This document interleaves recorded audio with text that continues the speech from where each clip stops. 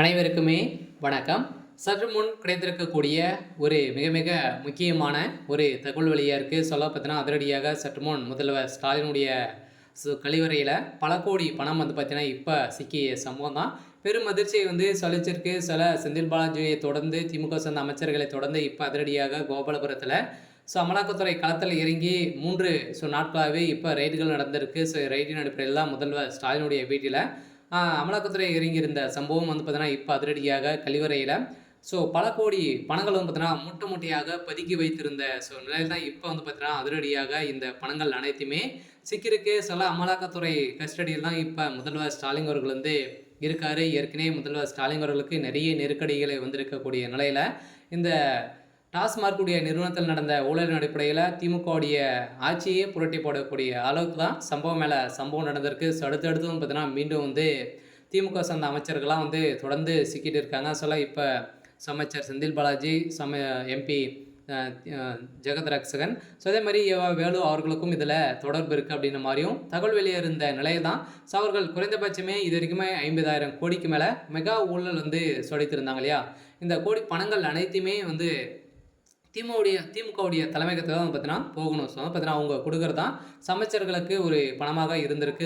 திமுக தலைமையகத்தில் பொறுத்தளவுக்கு பார்த்தீங்கன்னா அந்த செப்டிக் டேங்க்கு உள்ளவே அப்படியே பணங்களே பார்த்தீங்கன்னா இருந்தது. ஒரு பேருக்காகவே இந்த கழிவறை அப்படின்ற மாதிரி வச்சுருந்த நிலையில் தான் இப்போ முதல்வர் ஸ்டாலினுடைய வீட்டில் இந்த பணங்கள் பல கோடி பணங்கள் கோடியாக சிக்கியிருக்கு.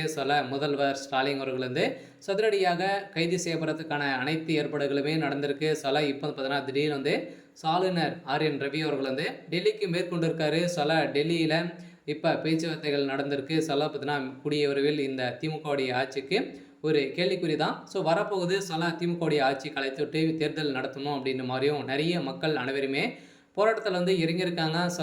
எதிர்கட்சி தலைவர்களும் அண்ணாமலை அவர்கள் பார்த்தீங்கன்னா இதில் நிறைய தீவிரம் காட்டி வந்திருக்கக்கூடிய நிலையில் இப்போ சதுரடியாக முதல்வர் ஸ்டாலினுடைய தலையிலே கை வச்சிருக்காங்க. அடுத்து துணை முதல்வர் உதயநிதி ஸ்டாலினுடைய வீட்டிலும் அதே மாதிரி நிறைய பண்ணை வீடுகள்லாம் இருக்குது.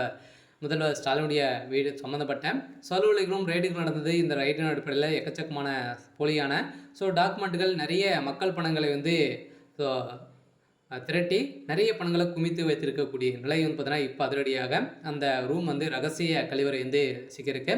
இந்த நிலையில் தான் முதல்வர் ஸ்டாலின் அவர்கள் பார்த்தீங்கன்னா அதிரடியாக கைது செய்யப்பட்டிருக்காரு. இப்போ அமலாக்கத்துறை கஸ்டடியில் தான் இருக்கார். அதனால் வரலாற்றிலேயே முதல் முறையாக ஊழல் செய்யக்கூடிய ஒரு ஆட்சியாக தான் பார்த்தீங்கன்னா இப்போ பார்க்கப்பட்டு வந்திருக்கு.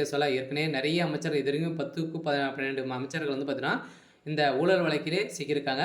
இந்த வழக்கின் அடிப்படையில் இப்போ திமுகவுடைய ஆலமரமே சிக்கியிருக்கு. சரி, ஓகே. இன்னைக்கான அப்டேட் பார்த்தீங்கன்னா இதுதான். மறக்காமல் நம்மளுடைய சேனலை சப்ஸ்கிரைப் பண்ணி சப்போர்ட் பண்ணுங்கள். தேங்க்யூ.